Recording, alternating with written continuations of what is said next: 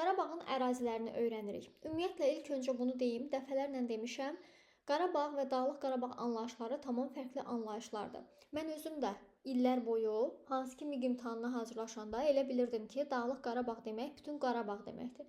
Və çoxları belə bilir. Amma fərqli anlayışlardır. Qarabağ dedikdə bütün Qarabağ ərazisi, yəni buradakı narıncı rəngdə olan ərazi, bölgə hesab olunur. Bu bütöv Qarabağ bölgəsidir.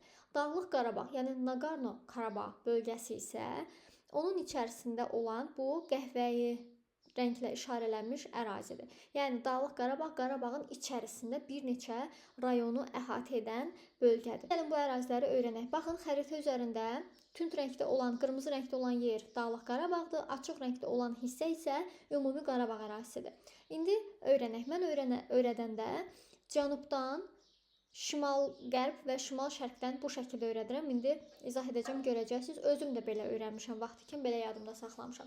Cənubda olan rayonlar Füzuli, Cəbrayıl, Zəngilan. Aşağıda yəni 3 rayon.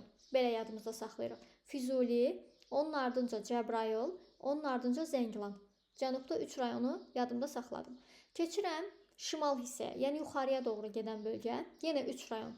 Füzuli, Xocavənd, Ağdam. Hətta Ağdərə deyək. Yuxarı hissəsi Ağdərə. 4 dənə. Deməli, Füzuli, Xocavənd, Ağdam, Ağdərə.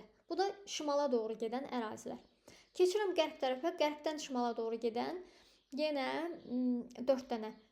Cənubdan başlayıram. Zəngilan, Qubadlı, Laçın, Kəlbəcər. Yəni Ermənistanla qonşu olan ərazilər. Zəngilan, Qubadlı, Laçın, Kəlbəcər. Baxın, qərb tərəfdən də oldu bunlar. Deməli, şimal-şərq hissəni öyrəndim, cənubu öyrəndim və qərb hissəni də öyrəndik. Belə qaldı ortadakı hissə. İndi gəldik ortadakı Dağlıq Qarabağ olan hissəyə. Dağlıq Qarabağ deyilən hissə isə Ağdərə, Xocalı, Xankəndi, Şuşa və Xocavənd. Hadrut da Xocavəndin içərisində bir qəsəbədir.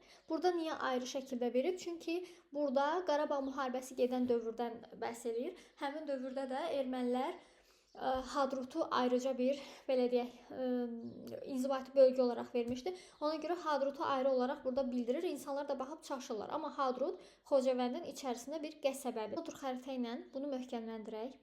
Deməli, cənubdakı əraziləri öyrəndim. 1. Füzuli, 2. Cəbrayıl, 3. Zəngilan. Çıxıram şimal hissəyə.